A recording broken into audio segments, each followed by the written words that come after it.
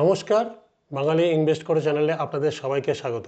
আমার আজকের ভিডিও দেখুন, ভিডিওটা খুব ভালো করে মন দিয়ে শুনুন। ভোটের তো রেজাল্ট বেরোলো, কি হয়েছে আপনারা সবাই দেখতে পাচ্ছেন সারা দেশে। এতে আমাদের কি লাভ হবে? যারা আমরা ইনভেস্টার, মিউচুয়াল ফান্ডে ইনভেস্ট করি, আমাদের কি লাভ হবে না হবে না সেটা জানতে হলে, বুঝতে হলে পুরো ভিডিওটা শুনুন। আর ভিডিওটা যদি ভালো লাগে বলেছি না, অতি অবশ্যই সাবস্ক্রাইব করবেন। এই ভিডিও আপনাদের জন্য, যাতে বাঙালিরা জানে বোঝে দিয়ে ইনভেস্ট করুন। আর যদি ভালো লাগে বাঙালিদের মধ্যে প্রচুর পরিমাণে শেয়ার করুন, কারণ তারাও জানুক, তাহলে তাদেরও সুবিধা হয় কীভাবে ইনভেস্টমেন্ট করবে।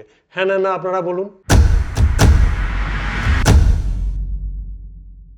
সো আজকে এই যে দেশে কেন একক সংখ্যাগরিষ্ঠতা সরকার দরকার হয়, একক সংখ্যাগরিষ্ঠ সরকার হলে কি হয়, সরকারের সিদ্ধান্ত নেওয়া খুব সহজ হয়। কারণ নীতি পরিবর্তন বা কোনো আইন পাস করতে গেলে বারবার জোট সংসদের অনুমতি নিতে হয় বা হাউসের অনুমতি নিতে হয়। হ্যাঁ না সে ভালো হোক আর খারাপ হোক, কোনো সরকারই দেশের অর্থনৈতিক উন্নতির জন্য কোনো খারাপ ডিসিশন নেবে বলে আমার মনে হয় না। আজ পর্যন্ত কেউ নাইনি। এবং সব কিছুরই ভালো আছে, সব কিছুরই কিছু নেগেটিভ পয়েন্ট আছে। আমার ভালোর পরিমাণ কোনটা বেশি সেটা আমাদের দেখা দরকার, এবং সেইগুলো নিয়ে ডিটেলস আপনাদেরকে এই ভিডিওতে বলছি, দেখুন। একটা কি বলে, স্থিতিশীলতা ও ধারাবাহিক। একক সংখ্যাগরিষ্ঠতা সরকারের ডিসিশন নেওয়া, পাড়ায় হোক, ক্লাবে হোক, যেখানে হোক, সমমনাপন্ন লোকজন থাকলে কোনো কিছু ডিসিশন নিতে বা কাজের ধারা ভালো হয় না আপনারা বলুন। কোনো একটা কিছু করতে গেলে, নীতি পরিবর্তন পাস করতে গেলে বা কোনো একটা ডিসিশন নিতে গেলে, সেখানে সমভাবাপন্ন মানুষরা কিন্তু সমভাবাপন্ন জিনিসই ভাববে। হ্যাঁ না সেই জন্য এটা খুব ভালো, দ্রুত সিদ্ধান্ত গ্রহণ করতে হয়। অনেক সময় অর্থনীতি বা পররাষ্ট্রনীতি বা নিরাপত্তা বিষয়ে না জরুরি সিদ্ধান্ত নিতে হয়, কারণ জোট সরকারের তখন মতবিরোধ হতেই পারে। আমার একরকম মত, আপনার একরকম মত, তার একরকম মত। দেখতে পাচ্ছেন এই চ্যানেলে কতজন সবাই বুঝছে যে লাইফ ইন্স্যুরেন্সে এন্ডাওমেন্ট পলিসি আজকের ডেটে অবসোলিউট হয়ে গেছে, টার্ম পলিসি ছাড়া কোনো কিছু নেওয়া উচিত না। তা সত্ত্বেও তারা আমাকে গাল দেবে, আপনার কি আছে, আপনি কি করে জানলেন। তারা মানে তাদের কমিশনে পেটটা ভরলেই হলো, সাধারণ মানুষ কীভাবে পয়সা বানাবে আজকে ইনফ্লেশনের যুগে সেটা তাদের ধারকে দেয়। সেটা হচ্ছে এরকম সিদ্ধান্ত গ্রহণ তাদেরকেও নিতে হয়। কারণ আমার চ্যানেলে তো দেখেছেন কতজন কমেন্ট করে, আর আপনারা তো জানেন যারা দীর্ঘদিন এই মার্কেটে যে পয়সা বানিয়েছেন না পারেন না, আজকে ব্যাংক LIC-তে টাকা রাখেন, তারা এত পয়সা কামাচ্ছে, তারা তো মার্কেটে খাটাচ্ছে টাকাটা, তাহলে তাদের শেয়ার কিনলে টাকাটা পড়ে যাবে। এই যে বেসিক জিনিসগুলো আমরা সাধারণ মানুষ জানি না, মানুষগুলোকে আমরা ভুল বোঝাই। সেই জন্য আমাদের চ্যানেল হচ্ছে জানুন বুঝুন দিয়ে সে সিদ্ধান্ত গ্রহণ। তারপর দীর্ঘমেয়াদী পরিকল্পনা। একটা জিনিস আজকে করলে কালকেই তো চালু হয়ে যাবে না, তার তো মিনিমাম একটা টাইম থাকে যে এটা ডিসিশন। একটা বাচ্চা ছেলেকে ক্লাস কেজিতে পড়লে কি পরের মাসে চাকরি পেয়ে যায় না, তাকে স্টেপ বাই স্টেপ প্রত্যেকটা ডিসিশন চালিয়ে যেতে হয়। পড়াশোনা এই লেভেল থেকে সেই লেভেল, সেই লেভেল থেকে সেই লেভেল। হ্যাঁ না সে দীর্ঘমেয়াদী পরিকল্পনা না হলে কোনো ইন্ডাস্ট্রি গ্রো করবে না। কারণ জোট সরকার কি আমার পছন্দ হলো না, আমি তোমার জোট থেকে বেরিয়ে গেলাম, এটা কিন্তু আমাদের ইন্ডিয়ান হিস্ট্রিতে অনেক আছে, ভেঙে পড়ার ঝুঁকি আছে। সেটা দীর্ঘমেয়াদী পরিকল্পনা বাস্তবায়ন করতে সুবিধা হয়। এবং আন্তর্জাতিক আস্থা 4 নম্বর। বিদেশি বিনিয়োগকারীরা সবসময় স্থিতিশীল সরকারকে বেশি বিশ্বাস করে, মানুন আর না মানুন। কারণ তারা জানে জোট সরকার থাকলে আমরা যে টাকাটা ইনভেস্ট করব, কখন কি হবে আমরা ফেঁসে যাব। আপনিও করবেন, যখন কোনো জায়গায় টাকা ইনভেস্ট করবেন, আপনারা সামান্য মিউচুয়াল ফান্ডকেই ভয় খান, তাহলে সাধারণ মানুষকে যারা আর ইনভেস্টার বড় বড় কোটি কোটি টাকা ইনভেস্ট করবে, তারা ভয় খাবে না? সেই জন্য তারা দেখে স্থিতিশীল সরকার, বিদেশি বিনিয়োগ করা। তাহলে স্থিতিশীল সরকারটা বুঝলেন। আর কেন মিলিঝুলি সরকার হলেই মতবিরোধ হবে, আপোষ করতে হয়, অনেক জিনিস ভলাটিলিটি হয়, অস্থিরতা হয়, সরকার পড়ে যাবে, অনেক সময় কম্প্রোমাইজ করতে হয় রাজনৈতিক দলকে, নীতি না মিললেই ওয়াকআউট, ঝগড়া। সেগুলো বেশি দিন চলতে পারে না একটা দেশের ইকোনমির জন্যে। সেজন্য দেশের ইকোনমিক গ্রোথের জন্যে একক সংখ্যাগরিষ্ঠ সরকার খুব খুব দরকার। আপনি বলবেন এই ভোটটা বেরিয়েছে বলে, আমার আগের ভিডিওতেও অনেক বলেছি যে বিকশিত ভারত আজকে 2047 সালে, আমি বারবার বলেছি, কারণ একক সংখ্যাগরিষ্ঠ সরকার আছে এবং আরো স্ট্রং হয়ে আসবে। কারণ উদাহরণ দেখুন না, ইকোনমি ডেভেলপ করবে, ইকোনমি ডেভেলপ করলে ইকুইটি মার্কেটে ডেভেলপ করবে, আর রিটার্নও ভালো হবে। Yes or no? কারণ মার্কেটে ভলাটিলিটি থাকবে, রাজনৈতিক কারণে, ভূ রাজনৈতিক কারণে থাকে।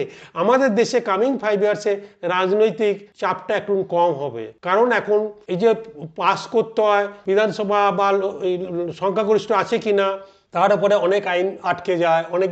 এবার কি বলবেন, ভালো মন্দ নিয়ে কোনো সরকার চাইবে না তার দেশের ক্ষতি হোক, কারণ তার নিজেরও ক্ষতি হবে। সো একক সংখ্যাগরিষ্ঠের উদাহরণ দিচ্ছি, আপনি বলুন না জার্মানি শিল্পনীতি ও প্রযুক্তি এনে ধারাবাহিকতা বজায় রেখেছে কারণ স্থিতিশীল সংখ্যাগরিষ্ঠ সরকার।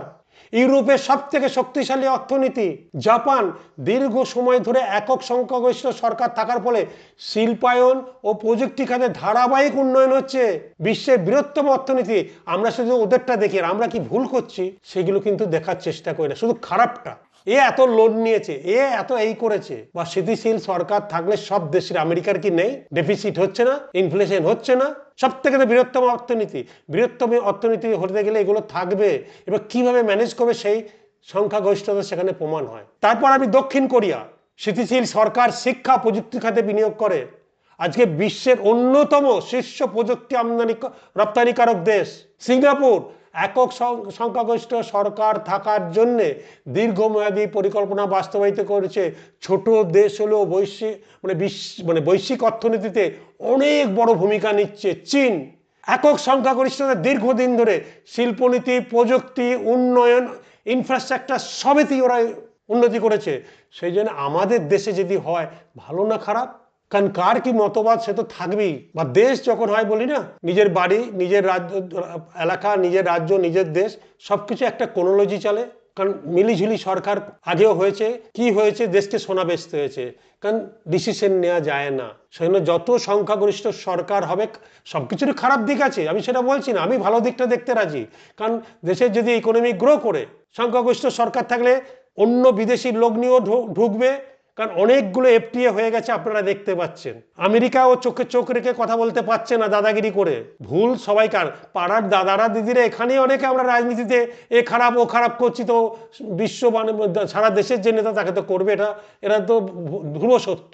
তা এই জিনিসগুলো খুব খুব দরকার দেশের একক সংখ্যাগরিষ্ঠ সরকারের জন্যে, আর দেশের উন্নতির জন্য দরকার। কারণ একটা শিল্প বা প্রযুক্তি বা, কারণ আমাদের দেশে যে একক সংখ্যাগরিষ্ঠ সরকার 2014 সালে আসে, এই যে জিএসটি, ইউপিআই, তারপর ডিজিটাইজেশন, তারপর ডিমনিশন, কোনোটাই কি খারাপ? হয়তো মানুষকে হয়রানি হতে, বাট দেশের লং টার্মে এগুলো ভালো হয়। শর্ট টার্মে যদি নীতি ধরে, শর্ট টার্মে এগুলো অনেক কিছু, সব সরকারের ভুল আছে শর্ট টার্মে মুনাফা পাওয়া যায়, তখন ঝামেলা কম হয়। বাট লং টার্মে মুনাফা পেতে গেলে ইনিশিয়াল স্টেজে প্রবলেম ফেস করতে পারে। Today's pain tomorrow's gain. So short টার্মে প্রবলেম হয় লং টার্মে গেন পেতে গেলে। সেই জন্যে আজকের এই ভিডিও দেওয়া করেন দেশে মিউচুয়াল ফান্ড যারা ইনভেস্টার বা ইকুইটি মার্কেটে ইনভেস্টার, তাদের জন্য আমি বারবার বলছি না, মিউচুয়াল ফান্ড সাহিয়া রাইট টাইমে এই মার্কেটে ইনভেস্ট করুন। বাট মিনিমাম 10টা বছর দিন, তাহলে আপনি বুঝতে পারবেন। বলে দীর্ঘমেয়াদী পরিকল্পনা, একটা সরকারকেও ওই জন্য পঞ্চবার্ষিকী 5 বছর টাইম দেন। 5 বছরও অনেক কিছু হয় না, তারপরও টাইম লাগে। সেটা আম জনতার জন্য ভালো হয়। মতবিরোধ থাকবে, বাট ভুল হলে অপোনেন্ট থাকা দরকার, তাহলে ভুলটা আঙুল দিয়ে দেখিয়ে দিতে পারে। আমিও তো শিখেছি, আমার ইউটিউব চ্যানেলে অনেকে আমাকে অনেক রকম কমেন্ট, আমি তো শিখেছি, আমি সেই ভুলটা থেকে শিখেছি। বাট তার মানে এই নয় সবটাই আমরা ভুল। মিউচুয়াল ফান্ড আজকে তো এক্সাম্পল দিয়েছি, ব্যাংক, এলআইসি যদি পয়সা বানাতে পারে, তাদের শেয়ার কিনলে আপনার টাকা কি মেরে নিয়ে পালাবে? মিউচুয়াল ফান্ডের যা rules and regulation as per SEBI rule, সরকারি আইন, তাহলে আপনি ভয় পাবেন কেন? কারণ না জানেন না বলে আপনাদের ভয়। এই যে ভলাটিলিটি, মার্কেটের উথাল পাতাল হচ্ছে, জানলে আপনার ভয় নেই যে more unit is equal to more gain mutual ফান্ডে। এটা যেদিন জানবেন আপনি পয়সা বানাবেন। এই মার্কেট হচ্ছে কেনার সময়। সব একটা মানুষ যদি রিটায়ারমেন্ট প্ল্যানিং করতে চান, মিউচুয়াল ফান্ড যদি যারা না জানেন, আমি আজও বলবো, বুক ফুলিয়ে বলবো, এফডি, এমআইএস বা লাইফ ইন্স্যুরেন্স এন্ডাওমেন্ট পলিসির থেকে বা পেনশন পলিসির থেকে অনেক অনেক বেশি ভালো mutual fund for 10 years and above, অনেক বেটার। কারণ এখানে অনেকগুলো ফ্যাক্টর আছে, সেইগুলো জানতে হলে, বুঝতে হলে আমাদের হোয়াটসঅ্যাপ নম্বরে অতি অবশ্যই যোগাযোগ করবেন। যারা রিটায়ারমেন্ট প্ল্যানিং করতে চান, 50 ঊর্ধ্ব বয়স, তাদের জন্যে বাঙালি ইনভেস্ট করুন। কারণ তারা টেক সেভি অতটা নয়, তারা অনেক কিছু জিনিস, আগেকার জিনিস জানে না বা ভুল করে মাঝ রাস্তায় দাঁড়িয়ে আছে। সেখান থেকে কি করে আপনারা রিটায়ারমেন্ট প্ল্যানিং করবেন, সেটার জন্য অতি অবশ্যই আমাদের হোয়াটসঅ্যাপ নম্বরে কমেন্টস করবেন। রিটায়ারমেন্ট প্ল্যানিং, আপনার বয়স আর কোথা থেকে বলছে, অতি অবশ্যই আমাদের অফিস থেকে আপনাদের সঙ্গে যোগাযোগ করবে, এবং সবার সঙ্গে যেমন করছে। সো আমার এই ভিডিও যদি ভালো লাগে, অতি অবশ্যই বাঙালিদের মধ্যে শেয়ার করুন। ভালো থাকবেন, সুস্থ থাকবেন, নমস্কার।